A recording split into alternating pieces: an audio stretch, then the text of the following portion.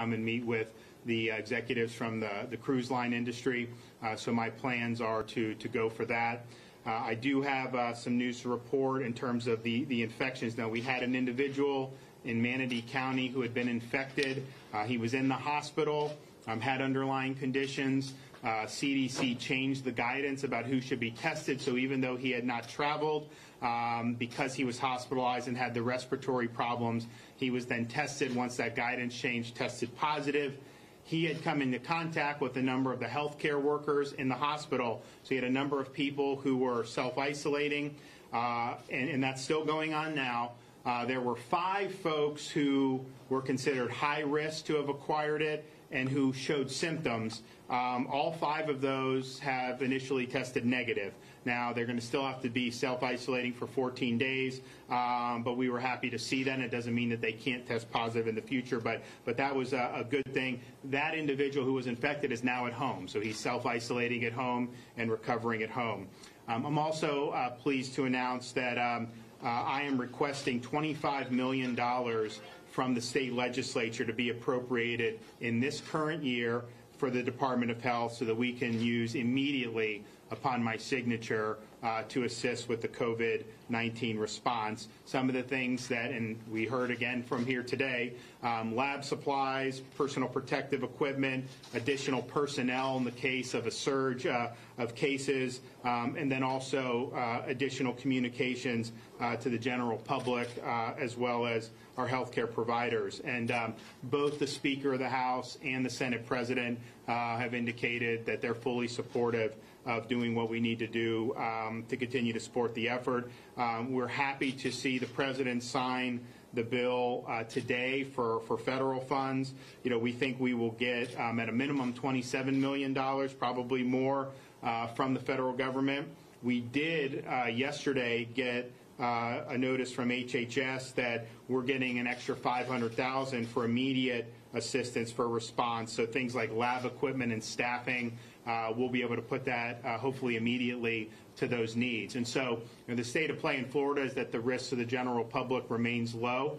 If you look at how the data from these infections, whether it's China, South Korea, Italy, even the United States, you have a profile of who this virus is most likely to affect most negatively, and that is elderly people, frail, and people with underlying conditions. South Korea had over 5,000 cases that they've reported. They've not had a single fatality for people under 30 years of age, and they had very few under 50.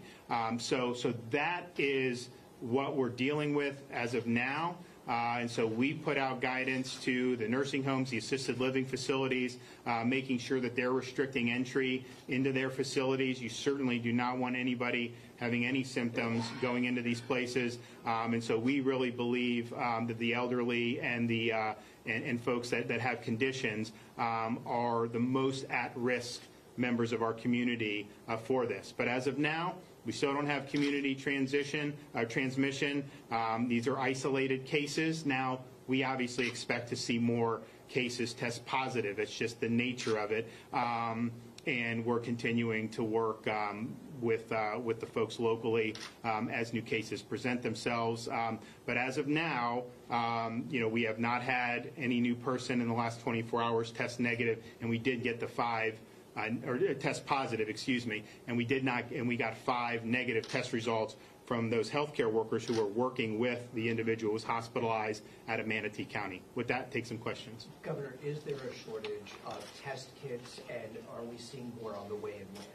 We need more. Now, we have not had, so right now the testing capacity is being met in terms of what's been requested. So right now, if you have certain symptoms, you've either traveled to some of the countries like China, South Korea, Italy, or been in contact with someone who would, or if you're hospitalized and have respiratory, then those are the people the CDC is recommending being tested. And so we have, I would say, probably a couple to a few dozen outstanding tests where we're rating results. We have not had been overwhelmed with requests. If you look at Washington State, California, they've had way more cases.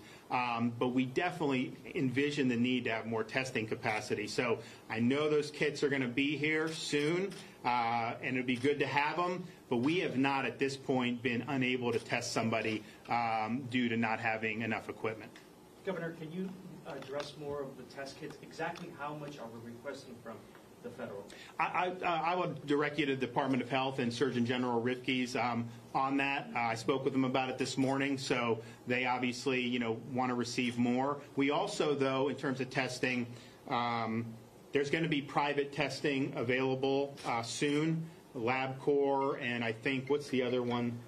Quest Diagnostics, and they're going to do it. Medicare, Medicaid will cover that. The private policies are different, but just understand the cost. If you come to the Department of Health, you're going to get tested at no cost. So if somebody's insurance policy doesn't cover that, or if they're not insured, call the Department of Health if you have the symptoms, and then they will take care of you. But I think having the private sector involved, that will add capacity, which is good. But I think you'll also see people just wanting to get tested anyways. So you're going to probably have more people now going in to do it. And there'll probably be people who don't fit that criteria who are going to want to do it. And so I just also tell people, as there is more testing done, there's likely to be more cases that are identified. I'm not sure how many. One thing about this virus is we really don't have a good handle on how many people have carried it that really exhibit very little or no symptoms. And but there seems to be evidence that there are some of those people. I don't know what's in Florida, but certainly if you look around some of the examples in China, South Korea, there's definitely folks who have tested positive who never really exhibited anything other than the mildest of symptoms. Governor, Yes. So, you talked about what the insurance companies are doing to help, but what about those other hassles or financial barriers people are going to incur from this, such as if they have to take time off of work to isolate themselves, or if they can't get out to the grocery store? Is there anything in the works to help with those kinds of hurdles? So the Florida Department of Health has a limited ability to help a limited number of people if they're people that need to be self-isolated and they experience problems with things like loss of income where they can help. And so you need to talk to your local folks about that. At the end of the day, it's better to be safe and err on that side. And what we've told employers is, in this situation, if somebody that's been in contact, traveled, developed some of the symptoms, and they're told to self-isolate, you're going to lose less by having them go through that and then coming back healthy than if they come to work sick and then infect other people in your workforce. And I think most employers have understood that. And so even as a health matter that you want to do that, but even as an economic matter, I think it makes more sense to do that. Governor, at the local level in Miami, we saw local authorities cancel major events because of this. Do you think they're jumping the gun? Is this something that you should be doing at the local level, you think? So the risk in Florida remains low. That has not changed.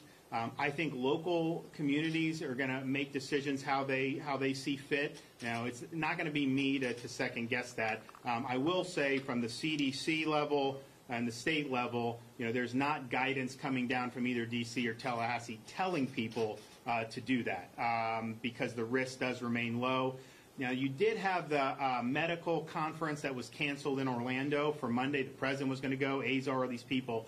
But I think the reason they did that is simply because if you did have anyone there, then you'd have to self-isolate a lot of healthcare people. And I think there was a fear that, okay, then they're going to be out of the fight. They're not going to be able to go in and do what they need to do to kind of help with this. And so I think they had an abundance of caution. But I don't think it's because there was any outsized risk in Orlando. I think it was just because, given that they're in the healthcare field, given that they would be involved potentially in dealing with this, they wanted to just err on the side. Because, with the case in Sarasota, the Manatee guy, that hospital in Sarasota, they've had to take people out and they're self-isolation for 14 days. And if you're isolated, you don't have symptoms for 5 or 6 days, you got to go till 14 because you can develop them later and you can experience mild symptoms. So that was, I think, why they did that. But the risk here remains low. And some of the basic guidance, and was reiterated today talking with the folks here in Collier at the health department, is doing things like maintaining clean hands, washing your hands, doing all those things. That's not only good for COVID-19, that's also good to ward off the potential influenza. We've been telling people to get the flu shot, not because that has anything to do with COVID-19, but because if we can reduce the number of flu infections, then if you end up having more significant spreading of COVID-19, it takes some stress off the healthcare system, and they're going to be in a better situation, better able to manage the limited resources that we have. Now, how do you think people are handling this? I know there's people worried about handling money. We can't get enough hand sanitizer. Are those concerns? So with the hand sanitizer, the director of the CDC said, soap and water, if you do that for 20 seconds, that is adequate. I'm not saying don't use hand sanitizer if you want. So I'm in elected office. I shake everyone's hand. So we're using it now. It's interesting. I never used to do that. I was telling the folks here, and I never would get sick before I got into politics. Then I would do it. I'm shaking so many hands. I'd get like a little bug here. They're nothing big. But I'll tell you what, since January when this started up, I've been washing religiously. I've not had a single problem. It really does work. So I would just encourage people to do that and to take care of yourself. And then also, if you're somebody that has an underlying health condition or is elderly and frail, just understand that this is a virus where you would be more at risk for adverse consequences. But it doesn't mean you should be scared, but that's just what we're seeing right now. And so people should take that into account, as they're making decisions. But there's no need to panic. The folks here, I'll tell you, in Collier, folks are lucky. I know the local government's been working great with the health department. These are folks who, really want to do the right thing for their community. And so my hat's off to them. They've been working really hard, and I think that the community here will be better off as a result. We got time for one more. Governor, quickly, have you heard from any local hospitals if anyone is in isolation? So if you talk to the Surgeon General, we have exactly where they are throughout the state. I don't have that breakdown with me right now. I don't know if there's any in Collier, but I think if you talk to them, the Florida Department of Health, they can let you know. I mean, we currently have, as I said, a couple dozen probably tests that are outstanding. So those would be people who qualified for being a person under kind of an investigation or under monitoring, developed symptoms, met other criteria. So we hope to be getting a number of test results back in the next 24 hours, and fingers crossed. But we were pleased that these healthcare workers initially came back negative, just because they had been in pretty close contact with this guy, and you just don't know. Although the hospitals obviously take a lot of precautions anyway. So talk to the Florida Department of Health, and they can let everybody know. I'll be meeting with the Vice President. If I have any more updates between at that time, then obviously we will let everyone know tomorrow. So thank you. All right. Thanks, guys. Yep.